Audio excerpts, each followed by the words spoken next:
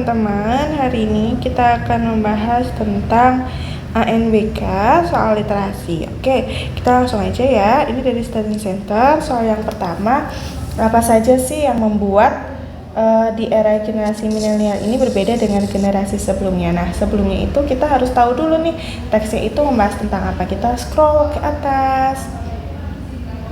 Nah, kita lihat ya di sini. Di paragraf pertama bilang kalau generasi milenial ini adalah pencari kerja yang aktif untuk saat ini. Nah, ciri-cirinya bagaimana nih? Mereka suka pekerjaannya seperti apa? Dan ini, mereka suka pekerjaan yang dikenal hidupnya itu praktis dan modern. Makanya mereka itu suka pekerjaan yang nomaden, artinya berpindah-pindah tempat, ya kan? Dan atau tidak bekerja di dalam kantor. Nah, sekarang kita lihat di opsi yang ini dihadirkan lembar jawab yang seperti ini ya. Yang pertama, generasi milenial tidak suka bekerja di dalam kantor. Ada ya tadi ya tidak bekerja di dalam kantor. Berarti yang A itu betul. Sorry, kakak ganti dulu. Berarti yang A itu betul. Yang B, generasi milenial tidak mengenal pekerjaan konvensional. Pekerjaan konvensional itu seperti apa sih? Pekerjaan konvensional itu artinya pekerjaan yang tidak memakai teknologi atau tidak mengandalkan teknologi. Nah, di dalam teks ini kan tidak membahas ya bahwasanya generasi milenial ini tidak membahas tentang tidak mengenal atau enggaknya, tapi membahas tentang bagaimana sih pekerjaan yang cocok bagi generasi milenial. Berarti yang B itu kurang cocok karena tidak ada di dalam teks. Yang C juga iya, gaya hidup generasi milenial susah diikuti oleh generasi sebelumnya. Nah, di sini juga tidak ada ya di dalam teksnya kalau membahas bagaimana generasi sebelumnya itu bisa atau enggak mengikuti gaya hidup generasi milenial. Jadi ini juga kurang tepat karena tidak ada di dalam teks. Yang D, gaya hidup generasi milenial saat ini lebih suka nomaden. Betul ya teman-teman, di sini ada tadi nomaden nih, nomaden artinya lebih suka nomaden atau berpindah tempat. Berarti yang D juga betul. Yang E, generasi milenial memiliki pola hidup yang praktis dan lebih modern. Ini juga ada di dalam teks ya. Di sini nih lebih praktis dan lebih modern. Berarti yang E juga betul. Paham ya teman-teman? Oke, sekarang kita scroll lagi ke bawah. Kita akan mencari jawaban nomor 2. Nah, nomor 2 di sini Alif, Udin, dan Aisyah punya opini masing-masing nih berbeda tentang preferensi kerjaan menurut mereka. Jadi pekerjaan yang cocok menurut Alif, Udin, dan Aisyah itu berbeda. Nah kita ingin mencari poin utama dari opini mereka tentang pekerjaan. Oke, kita lihat ya teman-teman yang opini Alif. Di sini opini Alif bilang bahwasanya pekerjaan yang paling cocok untuk generasi milenial adalah menjadi software engineer dan desain grafis. Kita tahu bahwa sekarang adalah era digital ya teman-teman, bidang maupun menggunakan aplikasi komputer. Berarti di sini Alif itu modern poinnya. Terus abis itu dia juga bilang kalau misalnya tidak perlu setiap hari ngantor, waktunya lebih fleksibel. Berarti di sini dan fleksibel. Oke, sekarang kalau opini si Udin, pekerjaan paling cocok para milenial adalah analisis investasi perbankan dan analisis bisnis. Kenapa? Karena tidak ada matinya dan andil anak-anak muda punya andil yang besar dalam bidang ini. Nah, ini koneksinya. Pekerjaan ini juga memungkinkan koneksi di semua negara. Jadi bekerja bisa dilakukan sambil jalan-jalan ke luar negeri atau ke dalam luar kota. Nah, jadi di sini kata Alif selain memiliki andil besar, juga pekerjaan ini memiliki koneksi di berbagai negara sehingga kerjanya itu sambil healing. Berarti apa teman-teman? Pekerjaannya itu nomaden atau fleksibel gitu. Oke, paham ya? Sekarang opini Aisyah. Opini Aisyah di sini bilang bahwasanya pekerjaan tuh milenial itu sukanya bekerja yang happy, nggak pusing, santai. Misalnya pengelola media sosial dan penulis konten. Nah nih, media sosial dan penulis konten. Nah, pekerjaan ini sambil ngopi, bisa ngambil ngopi di kafe, tiduran di kamar, jalan-jalan ataupun nongkrong dimanapun. Oke, jadi ada kepuasan tadi sudah bekerja semacam tulisan ataupun video. Berarti di sini dia bilang kalau misalnya preferensi pekerjaan menurut Aisyah itu bisa dikerjakan di mana aja, bisa di kamar, nongkrong ataupun jalan-jalan. Berarti opini Aisyah juga tentang fleksibel. Jadi poin yang ketiganya adalah pekerjaan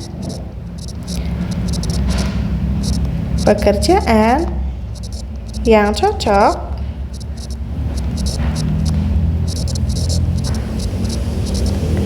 adalah pekerjaan yang fleksibel.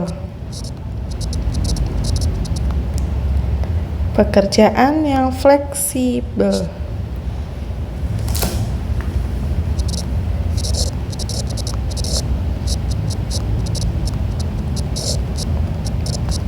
Oke, paham ya teman-teman? Oke, sekarang kita ke nomor 3.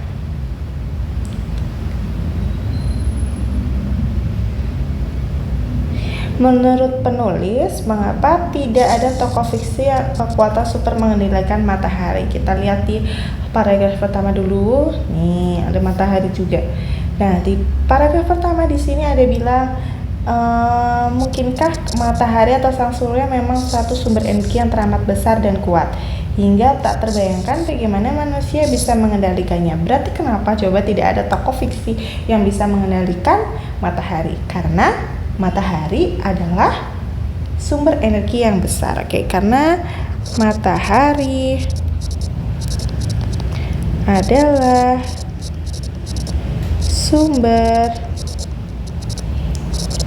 energi yang besar.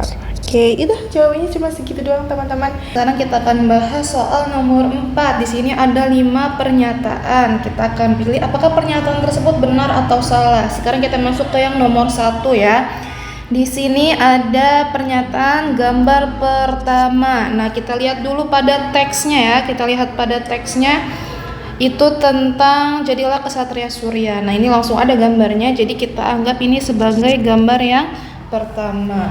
Kayak pernyataannya, gambar pertama kurang tepat, dinilai kurang tepat karena berada pada bagian awal teks dan tidak membicarakan isi gambar tersebut. Sekarang kita lihat pada teksnya. Ini gambarnya menjelaskan tentang kompor tenaga surya.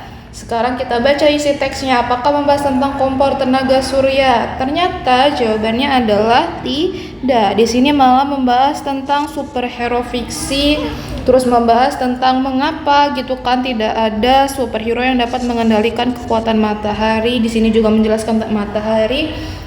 Berarti kita anggap pernyataan 1 adalah pernyataan yang benar karena memang gambar yang pertama itu tidak membicarakan isi gambar tersebut. Jadi teksnya yang di bawah ini itu tidak membicarakan gambar pertama. Oke, jadi kita anggap jawabannya adalah benar.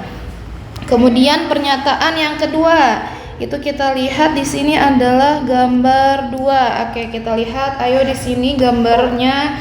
Oke, inilah yang kita sebut sebagai gambar nomor 2. Di sini menjelaskan tentang isi lapisan matahari atau struktur-struktur dari matahari.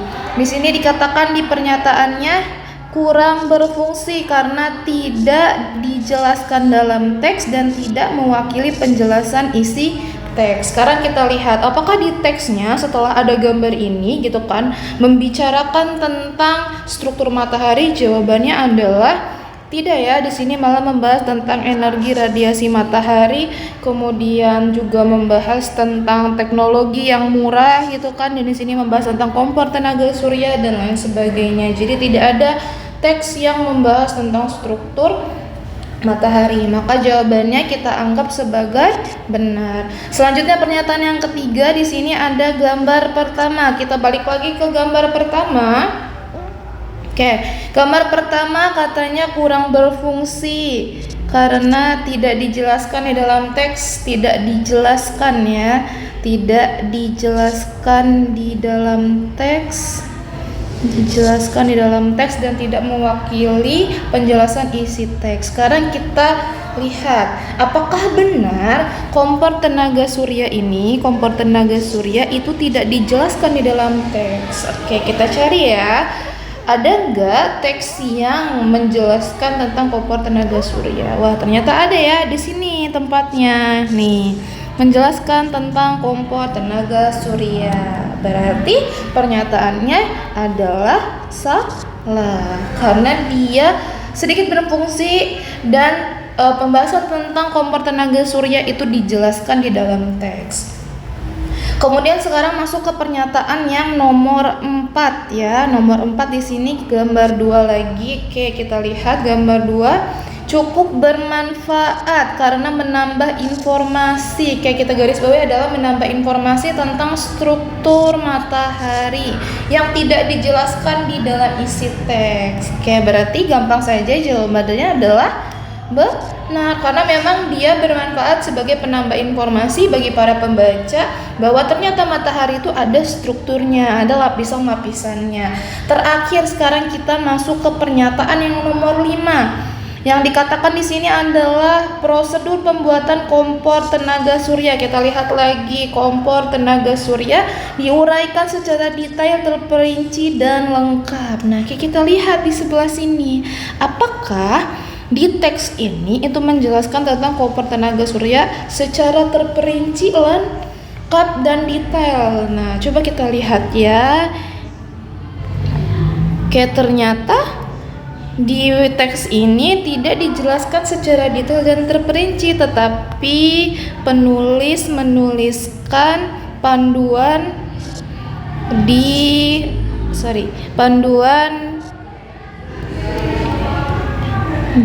link YouTube. Jadi bagi kalian gitu kan yang mau mengetahui tentang kompor tenaga surya lebih jauh dan lebih dalam, itu bisa mengklik channel ini. Jadi memang tidak dijelaskan secara lengkap di teks ini, tetapi penulis memberikan link lain bagi kalian pembaca yang ingin mengetahui lebih lanjut tentang kompor tenaga surya. Berarti jawabannya kita anggap sebagai salah. Oke, dapat dipahami ya. Selanjutnya kita akan bahas yang nomor 5. Di sini ada 4 pernyataan. Oke, kita lihat dulu soal nomor 5 itu teksnya adalah mengenai lerak ya, sabun yang ramah pada bumi. Di sini ada gambarnya. Jadi pembahasannya adalah tentang tanaman yang bernama lerak. Oke, kemudian kita lihat dulu isi teksnya ya. Di teks ini ada percakapan seperti cerita ya. Cerita dan percakapan Karina dengan ibunya ya. Karina dengan ibunya. Oke, di sini mereka bercakap-cakap tentang buah lerak yang dapat digunakan sebagai pengganti sabun mencuci. Jadi sabun cuci yang selama ini kita gunakan dari bahan kimia itu ternyata ada alternatifnya yang lebih ramah lingkungan, yaitu menggunakan buah lerak ya. Oke, sekarang kita masuk ke pernyataan yang pertama. Berdasarkan teks dijelaskan manfaat, dan ini lerak ya, bukan letak. Ini salah penulisan. Oke, berarti dijelaskan manfaat lerak dan cara penggunaannya. Kita lihat di sini sudah dijelaskan ya tentang manfaatnya, yaitu sabun yang ramah pada bumi, pengganti sabun yang menggunakan bahan kimia, dan juga di sini dijelaskan cara penggunaannya, yaitu pada pembahasan atau cerita percakapan antara Karina dengan ibunya, membawa 2 baskom kecil untuk mewadahi lerak, kemudian diisi dengan leraknya dan ditambah dengan air panas ya. Bisa digunakan untuk besok, lusa, dan hari berikutnya. Direndam dengan air biasa selama 2 malam. Oke, berarti pernyataan nomor 1 jawabannya adalah benar karena dijelaskan manfaat lerak dan cara penggunaannya. Oke, kemudian yang kedua, penggunaan bahasa dan format cerita. Ya, ini kan cerita nih, cerita antara Karina dengan ibunya. Itu lebih mudah dipahami daripada menggunakan format penjelasan yang cenderung membosankan atau hanya teks saja gitu ya yang sangat panjang. Nah, jawabannya adalah benar. Karena kan kalau misalkan menggunakan format cerita jadi lebih menarik untuk dibaca ya. Oke, selanjutnya kita masuk ke pernyataan yang ketiga. Isi teks kurang bermanfaat. Kenapa? Karena katanya kita sudah ada kemajuan teknologi. Jadi penggunaan lerak sebagai pengganti deterjen itu kurang diminati. Kira-kira jawabannya apa? Jawabannya adalah salah. Kenapa Kak? Karena meskipun ya kita sudah berbasis pada kemajuan teknologi dan industri, tetapi barang-barang alternatif gitu ya, apalagi lerak ini adalah ramah lingkungan, tidak menimbulkan polusi, tidak menimbulkan pencemaran, maksudnya pada air gitu kan, dibandingkan dengan kita menggunakan sabun biasa yang zat kimianya itu bisa menimbulkan pencemaran pada air gitu kan. Nah, maka lerak ini bisa kita katakan sebagai tanaman yang bermanfaat, dan teks tentang lerak ini kita katakan sebagai teks yang cukup bermanfaat bagi kita, terutama generasi sekarang ya, untuk mengetahui bahwa ada alternatif lain dalam menggunakan sabun untuk mencuci. Makanya jawabannya adalah salah. Oke, terakhir yang nomor 4. Konteks yang digunakan dalam teks tidak sesuai perkembangan zaman ya, tidak sesuai dengan perkembangan zaman katanya, dan tidak lagi bermanfaat bagi kehidupan kita. Nah, ini udah jelas ya, seperti yang sudah kakak singgung tadi, jawabannya adalah salah. Kenapa? Karena masih sesuai dengan perkembangan zaman, artinya kita meskipun menggunakan yang berbasis kimia, tetapi tidak ada salahnya jika kita mengetahui bahwa ada produk ataupun tanaman sebagai alternatif pengganti bahan-bahan yang kimia ya. Kayak makanya nomor 4 jawabannya adalah salah. Selanjutnya itu yang nomor 6, di sini ada 4 pernyataan. Oke, kita masuk kepada pernyataan yang nomor 1. Informasi visual berupa gambar ya dalam teks tersebut melengkapi penjelasan pengetahuan dalam teks. Itu jawabannya adalah benar atau ya. Karena memang di sini juga di gambar itu menjelaskan beberapa hal yang tidak dijelaskan dalam teks, jadi menjadi informasi tambahan bagi para pembaca ya, menjadi pelengkap. Oke, jadi jawabannya iya. Kemudian pernyataan yang kedua, informasi visual tidak sesuai karena gambar itu berbentuk animasi. Memang kalau misalkan kita lihat di sini ya, gambarnya itu bentuknya adalah animasi, bukan gambar dari lerak yang asli gitu ya. Jadi hanya gambaran saja.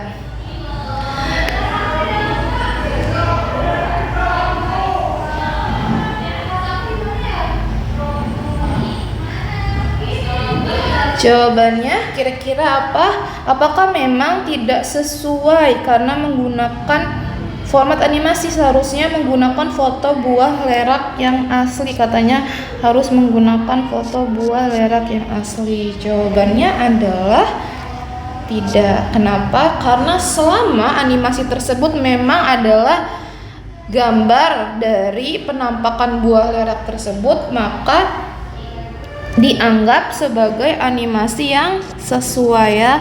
Terkecuali gambar yang disajikan atau animasi yang disajikan itu tidak sesuai dengan gambar lerak yang aslinya gitu ya. Nah, itu baru dia tidak sesuai. Tapi kalau misalkan animasi yang ditampilkan seperti ini itu mirip dengan gambaran atau sesuai dengan gambaran lerak pada aslinya, maka tidak dapat dikatakan tidak sesuai. Artinya tetap sesuai. Makanya jawabannya pada pernyataan yang kedua itu adalah tidak. Selanjutnya pernyataan yang ketiga, gambar di teks tersebut katanya kurang bagus karena penggunaan warna yang tidak sesuai dengan gambar buah lerak yang aslinya. Jawabannya itu adalah tidak. Karena apa? Karena animasi ini sudah sesuai dengan gambar lerak yang aslinya. Sekarang kalian boleh deh mencari di Google gitu ya, foto dari buah lerak yang asli. Sama ya, daunnya berwarna hijau, terus buahnya juga berwarna coklat. Jadi sudah sesuai dan tidak bisa dikatakan sebagai kurang bagus karena warna yang tidak sesuai. Warnanya sudah sesuai dengan gambar lerak yang aslinya.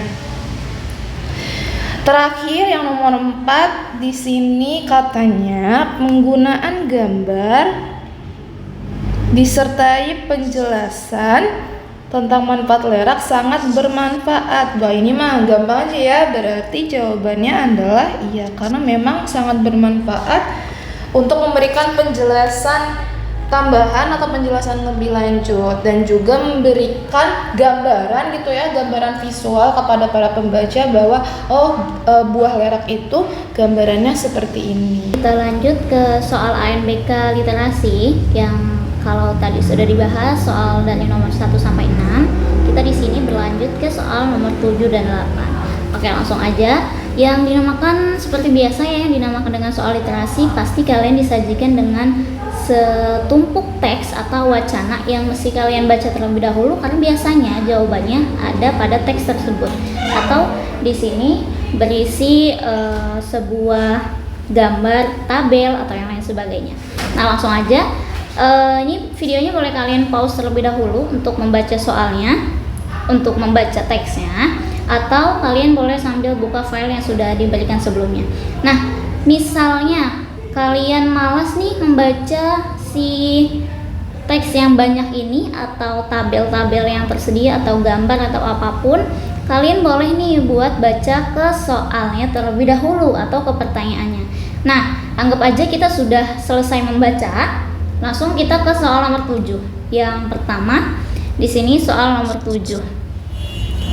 Di sini dikatakan bahwasanya pada kedua wacana tersebut dijelaskan tentang berbagai perubahan perilaku dan dampak ekonomi yang diakibatkan oleh pandemi. Berikut disajikan beberapa kata kunci untuk pencarian tersebut. Nah, ada kata kunci ke-1 sampai ke-5. Kita skip dulu, kita langsung ke pertanyaan selanjutnya. Kata kunci nomor berapa saja yang dapat kamu pilih untuk mencari informasi di mesin pencarian seperti pada waktu tersebut, pada wacana tersebut. Oke. Di sini mesin pencariannya yang di mana sih? Bisa kalian lihat sih gambar yang ini. Nah, langsung kita cek pada soal atau pada bagian kata kunci yang pertama yang di sini. Sebentar. Oke. Kata kunci di sini yang pertama itu dikatakan perubahan perilaku masyarakat di masa pandemi.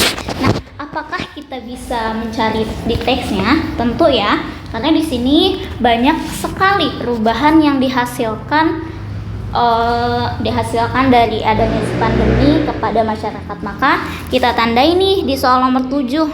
Kalau misalkan wacana yang nomor 1 itu ada pada teksnya. Kita langsung tulis angkanya saja ya. Wacana yang pertama atau kata kunci yang pertama itu ada. Kemudian yang kedua itu adalah profesi yang terdampak pandemi. Oke. Profesi yang terdampak pandemi. Apakah dia ada? Nah, ternyata dari mesin pencarian ini tidak dikatakan atau tidak menyebutkan apa sih profesinya, tapi kita di sini lebih fokus kepada perubahan ekonomi. Maka semua profesi bisa saja mengalami kerugian, tapi di sini kita tidak menjelaskan secara gamblang kalau profesi A atau profesi B yang terdampak. Nah, maka yang kedua itu kita ulang ya. Coba yang pertama itu kita taruh di sini. Anggap aja di layar atas ini kita yang betul ya, atau yang sesuai dengan teksnya. Soal si kata kunci yang pertama. Tadi kalau yang kedua dia nggak ada di teksnya. Lanjut kita yang ketiga. Dampak pandemi, 3 ini ya. Dampak pandemi terhadap ekonomi. Jelas dong, dia ada di bagian teksnya. Karena si pandemi ini ternyata memberikan dampak yang sangat luas kepada sebuah perekonomian. Maka kita catat di bagian atas karena dia masuk satu geng dengan si angka nomor 1 tadi. Lanjut kita ke nomor 4, kata kuncinya. Di sini dikatakan bahwasanya pandemi serta cara bertahan melaluinya. Apakah di teksnya kita dikasih tahu gimana sih caranya kita bertahan dari pandemi? Tidak ya, karena di sini lebih fokus kepada dampak perubahan ekonominya. Maka yang 4 itu kita kelompokkan di bagian bawah. Nah, 5 nih yang menentukan apakah dia masuk si circle yang atas yang betul atau yang sesuai dengan teks atau yang bawah. Nah, perekonomian dalam masa pandemi jelas dong, karena di sini dikatakan seperti yang sudah kakak jelaskan di awal, kalau kita fokus ke bagian perekonomiannya, maka si 5 ini masuk ke circle yang atas atau yang betul. Nah, di sini berarti yang bisa kita cari dari mesin pencarian di atas adalah poin atau kata kunci yang pertama, yaitu yang nomor 1, yang nomor 3 dan nomor 5. Sedangkan untuk 2 dan 4 itu tidak bisa kita cari karena tidak sesuai dengan teksnya. Nah, itu untuk soal nomor 7. Kita lanjut ke soal nomor 8. Di sini pada keseluruhan informasi yang terdapat pada wacana kedua. Nah, wacana kedua ya berarti adalah teks yang kedua. Wacana kedua, ada beberapa kategori nasib dunia usaha dengan usaha yang terdampak. Pasangkanlah kategori nasib dunia usaha di lajur sebelah kiri dengan jenis usaha yang ada di lajur sebelah kanan. Oke. Kita bisa fokus ke si tabel di sini, nasib dunia usaha di tengah pandemi.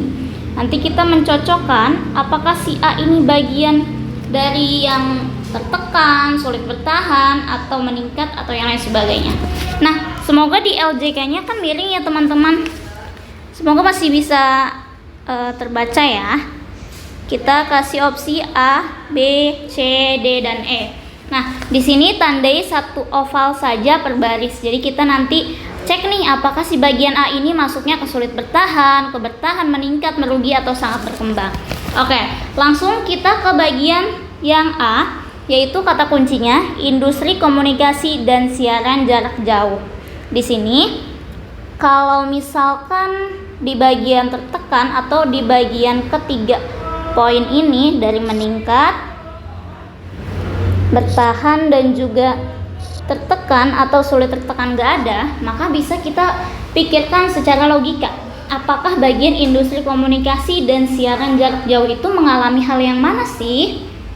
Tentu ketika adanya pandemi atau adanya wabah COVID-19 ini, untuk bagian industri komunikasi dan siaran jarak jauh itu mengalami perkembangan yang sangat bagus. Maka untuk yang bagian A, kita checklistnya madep sini aja ya. Bagian A itu kita checklist yang poin 5.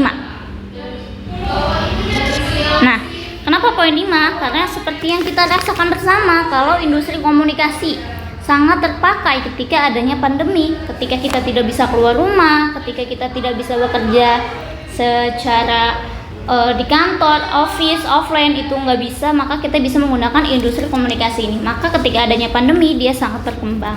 Lanjut kita ke bagian B, yaitu untuk makanan, kesehatan, teknologi, dan informasi. Nih ya, yang bagian B ya.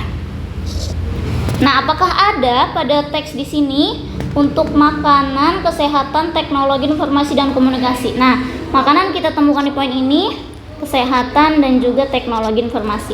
Nah, di sini dia masuknya ke bagian poin yang meningkat. Oke, karena dia ada di kalimatnya atau ada di teksnya, itu jelas ya.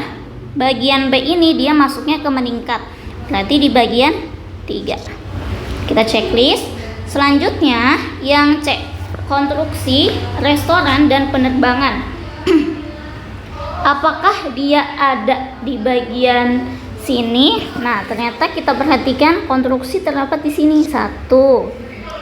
Restoran ada di sini 2. Kemudian ada juga penerbangan. Penerbangan di sini. Nah, karena dia sudah ada di teksnya, sudah jelas, maka bisa kita simpulkan bahwasanya ada di sini ya. Dia untuk yang bagian C itu ada di bagian tertekan atau sulit bertahan. Nah, maka di sini jawabannya adalah untuk yang C masuk ke poin 2 karena dia sulit bertahan. Nah, selanjutnya untuk yang D yaitu air bersih, pertanian, dan pengangkutan. Apakah ada di bagian sini? Kita lihat. Nah, air bersih ada di poin ini, kemudian pertanian ada di bagian sini, kemudian yang ketiganya pengangkutan. Mana pengangkutan? Oke, di sini. Dia juga jelas ada di pada bagian poin bertahan. Maka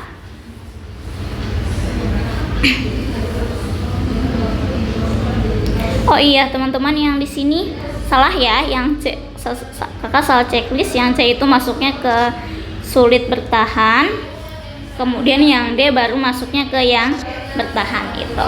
Lalu karena dia sama-sama ada di teks ya, yang ini sama yang ini. Lalu yang bagian E, apakah dia ada di teksnya? Di sini di E itu poinnya adalah pariwisata, transportasi, dan pasar tradisional. Nah, karena di sini tidak ada, maka bisa kita pikirkan secara logika lagi. Kalau misalkan pariwisata, transportasi, dan pasar tradisional itu masuknya ke bagian mana sih? Nah, tentu dia tuh masuknya ke bagian yang sisa di sini apa? Yaitu bagian merugi. Kenapa bisa dikatakan merugi? Karena dia cuma mengalami penurunan ekonomi, tapi tidak secara keseluruhan. Karena memang pariwisata, transportasi, atau pasar tradisional itu masih tetap dibutuhkan ketika warga atau masyarakat itu mengalami pandemi. Oke. Nah, itu aja untuk bagian AMBK soal literasi. Semoga bisa dipahami oleh teman-teman semua. Kakak ucapkan terima kasih dan bye-bye.